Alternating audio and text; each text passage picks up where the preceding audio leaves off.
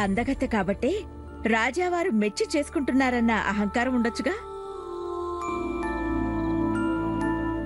తన అలాంటి అమ్మాయి కాదండి. చాలా ఓపిక, సహనం, మంచితనం ఉన్నమ్మాయి.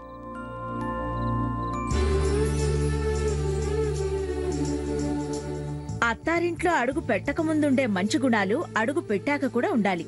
అప్పుడే మనం గుణవంతురాలు అనాలి. అమ్మాయిని చూస్తే మారీ మనిషిలాగా లేదు. మార్పులు అప్పుడే బయటపడవు.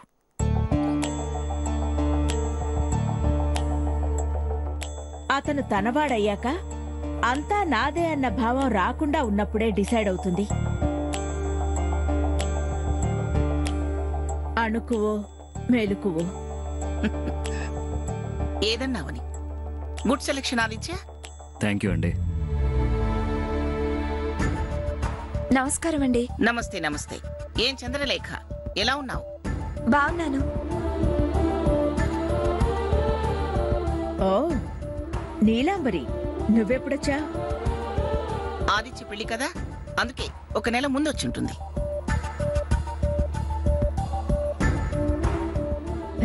అది మంచిదే అయింది.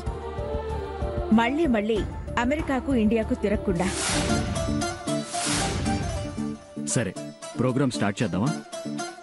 రాగానే ఎందుకని ఉభయ కుశల ప్రశ్నల్లో పడ్డాం. అవన్నీ ప్రోగ్రాం చూస్తూ మాట్లాడుకోవచ్చు. ఈ మాట బాగుంది. పెళ్లికి పిలిచావు, పెళ్లికే వద్దామనుకున్నాను. కానీ దానికి ముందు జరిగే ఈ సంబరాల్లో, సంతోషాల్లో మేము కూడా పాల్పంచుకునేలా చేసినందుకు నాకు చాలా సంతోషంగా ఉందయ్యా. భాగం పంచుకోవడమేంటి, గౌరవ మర్యాదలిచ్చి మనల్ని కార్యక్రమానికి జడ్జిలుగా పిలవడం మనకు తనెంత విలువిస్తున్నాడో తెలుస్తోంది. అందుకేగా తరతరాల నుంచి వీళ్ల వంశానికి మంచి పేరు ప్రతిష్టలు దక్కాయి. ఏమంటావు ఆదిత్య?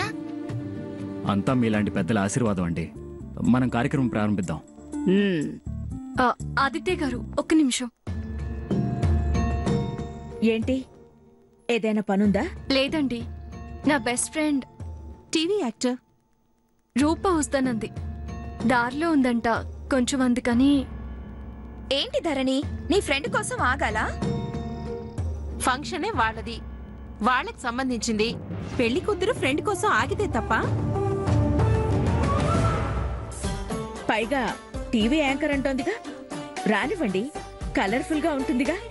అందరూ ఆమెనే చూస్తారు, తనని చూడరు అనేమో. అంతే అయి ఉండొచ్చు.